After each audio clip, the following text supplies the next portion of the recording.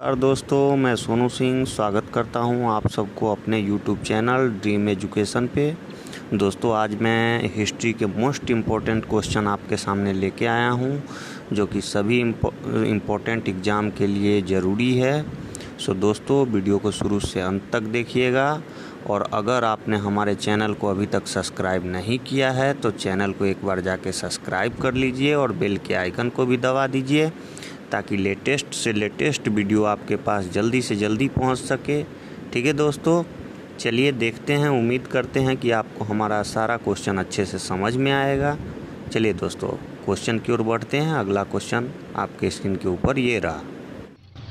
करो या मरो का प्रसिद्ध नारा किसने दिया था? ऑप्शन ए है Mahatma Gandhi, option B Vallabhbhai Patel, option C Jawaharlal Nehru, option D Rajiv Gandhi. चलिए दोस्तों, सोच के बताइए इनमें से कौन सही उत्तर होगा। इसका सही उत्तर होगा दोस्तों महात्मा गांधी। चलिए अगले क्वेश्चन की ओर बढ़ते हैं दोस्तों। अगला क्वेश्चन आपके स्क्रीन के ऊपर ये रहा। अंग्रेज़ों ने भारत में अपनी पहली फैक्ट्री कहाँ स्थापित की थी? ऑप्शन ए है बम्बई, ऑप्शन बी है सूरत, ऑप्शन सी है सुतनती, ऑप्शन डी है मद्रास।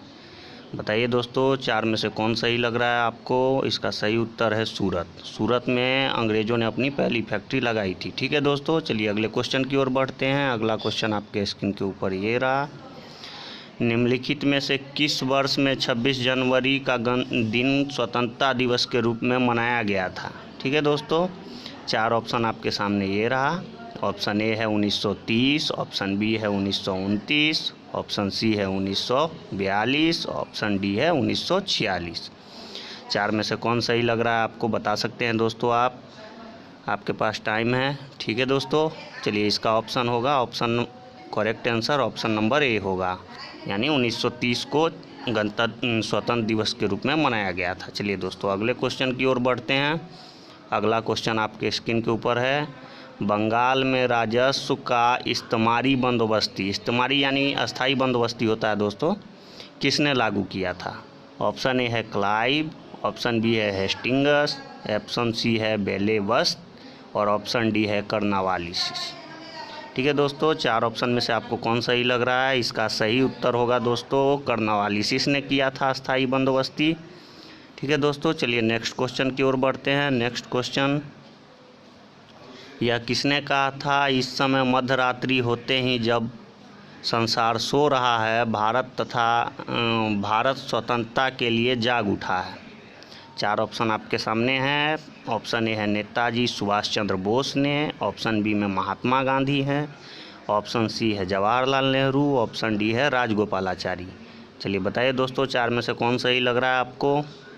तो इसका सही उत्तर होगा दोस्तों जवाहरलाल नेहरू ने बोला था इस कथन को। चलिए अगले क्वेश्चन की ओर बढ़ते हैं। अगला क्वेश्चन है, भारत में अंग्रेज़ों का पहला समाचार पत्र किसने शुरू किया था?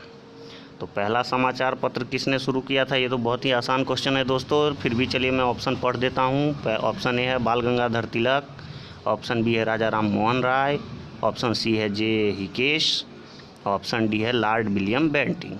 तो इसका ऑप्शन हो जाएगा सी सही हो जाएगा दोस्तों, जेम्स हिक्की ने किया था। चलिए अगले क्वेश्चन की ओर बढ़ते हैं। अगला क्वेश्चन है, किस गवर्नर जनरल के काल में पंजाब को ब्रिटिश साम्राज्य में मिलाया गया था? अब चार ऑप्शन आपके सामने दिया गया है। ऑप्शन ए है लॉर्ड बेंटिंग के समय में, ऑप्शन बी है लॉर्ड डलहौजी के समय में, ऑप्शन सी है लॉर्ड कर्नावालिस के समय में, और ऑप्शन डी है लॉर्ड कैनिंग के समय में। चलिए दोस्तों 30 सेकंड का समय देते हैं, आप सोच के बता सकते हैं। आपको उत्तर करना है और कमेंट में ज़रूर बताइएगा कि आपने कितना सही और कितना गलत किया। ठीक है दोस्तों, तो इसका आंसर हम बता देते हैं आपको। ये लॉर्ड डलहौजी ने किया था 1853 में पंजाब को।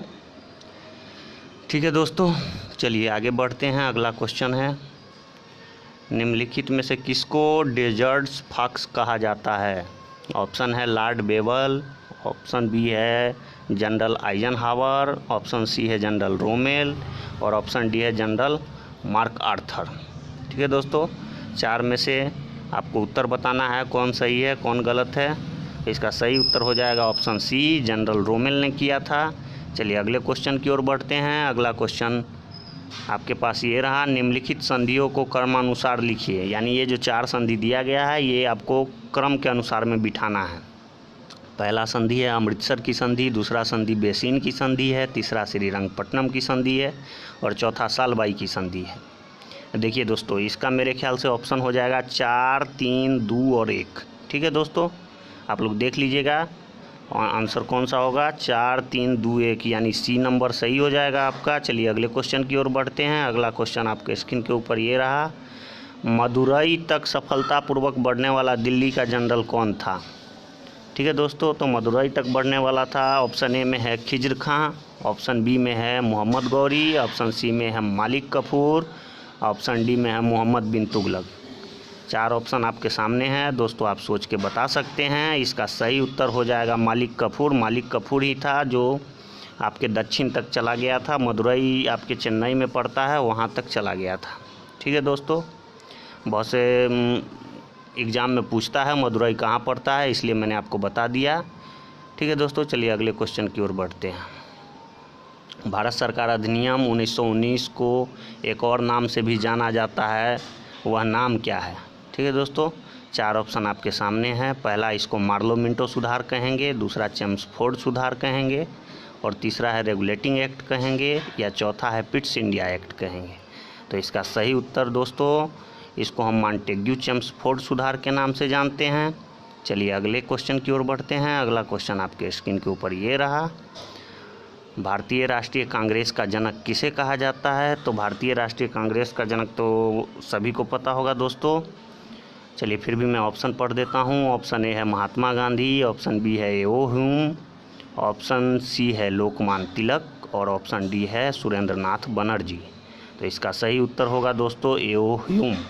ठीक है दोस्तों, चलिए अगले क्वेश्चन की ओर बढ़ते हैं। अगला क्वेश्चन आपके स्क्रीन के ऊपर है, सन 1916 ईस्वी में कलकत्ता में होम रूल लीग की स्थापना किसने की थी। ठीक है दोस्तों, 4 ऑप्शन आपके सामने हैं, बिपिन चंद्र पाल, अरविंद घोष, लोकमान्य तिलक, एनी बेसेंट। तो इसका सही उत्तर हो जाएगा दोस्तों एनी बेसेंट।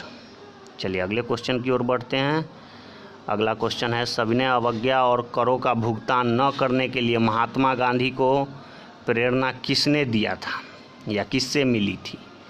तो इसका ऑप्शन है आपका Thoreau, Leo Tolstoy, John Ruskin, Gopal Krishna Gokhale. तो इसका सही उत्तर हो जाएगा दोस्तों थैरो। थैरो ने ही करों का भुगतान नहीं करने के लिए प्रेरणा दिया था। चलिए अगले क्वेश्चन की ओर बढ़ते हैं। अगला क्वेश्चन है, गांधी जी से दक्षिण अफ्रीका में मिलने के लिए निम्नलिखित में से कौन गए थे। इन 4 में से कौन गए थे। ऑप्शन ए है बाल गंगाधर तिलक, ऑप्शन बी है वल्लभ भाई पटेल, ऑप्शन सी है गोपाल कृष्ण गोखले और ऑप्शन डी है जवाहरलाल नेहरू। चलिए दोस्तों सोच के बताइए, आपको थोड़ा सा समय दे रहे हैं, मुझे उम्मीद है कि आप लोग बता दिए होंगे। चलिए इसका आंसर मैं बता देता हूँ, गोपाल कृष्ण गोखले गए थे दक्षिण अफ्रीका में गांधी जी से मिलने के लिए। ठीक है दोस्तों, चलिए अगले क्वेश्चन की ओर बढ़ते हैं। भारत की संविधान सभा का संवैधानिक सलाहकार कौन था। ऑप्शन ए है Rajendra Prasad, option B BR Ambedkar, option C BN Rao हैं और ऑप्शन डी में KM मुंशी हैं। चलिए दोस्तों आप बता सकते हैं। इसका सही उत्तर होगा BN राव थे संवैधानिक सभा के सलाहकार। अगले क्वेश्चन की ओर बढ़ते हैं। स्वतंत्र भारत की लोकसभा का पहला अध्यक्ष कौन था। तो ये तो बहुत ही आसान क्वेश्चन है दोस्तों, देख के ही समझ गए होंगे, फिर भी मैं पढ़ देता हूँ, जिनको नहीं आता है वो समझ लें क्योंकि बहुत महत्वपूर्ण है, बहुत से एग्जाम में पूछा भी गया है। ऑप्शन ए है हुकुम सिंह, ऑप्शन बी है बलिराम भगत, ऑप्शन सी है रवि राय और ऑप्शन डी है जीवी मावलंकर। देखिए दोस्तों इसका सही उत्तर होगा जीवी मावलंकर और इनका पूरा नाम गणेश वासुदेव मावलंकर भी बोला जाता है इनको। बहुत से एग्ज़ाम में आपको ऑप्शन में गणेश वासुदेव रहेगा, बहुत से में जीवी रहेगा। ठीक है दोस्तों, चलिए आगे बढ़ते हैं। चलिए दोस्तों, नमक सत्याग्रह किस वर्ष में हुआ था। आपको वर्ष बताना है, नमक सत्याग्रह किस वर्ष में हुआ था आंदोलन। ये ऑप्शन ए में आपको 1929 है, ऑप्शन बी में 1930 है, ऑप्शन सी में 1931 है और ऑप्शन डी है 1932। इसका सही ऑप्शन होगा दोस्तों 1930 में हुआ था। चलिए अगले क्वेश्चन की ओर बढ़ते हैं और अगला क्वेश्चन ये है, कलकत्ता विश्वविद्यालय किस शैक्षणिक रिपोर्ट के माध्यम से अस्तित्व में आया था। पहला है मैकाले कार्यवृत्त, हंटर आयोग, दूसरा है चार्टर अधिनियम और लास्ट है वुड डिस्पैच। तो इसका सही उत्तर होगा दोस्तों वुड डिस्पैच। चलिए आज के लिए इतना ही। Thanks for watching.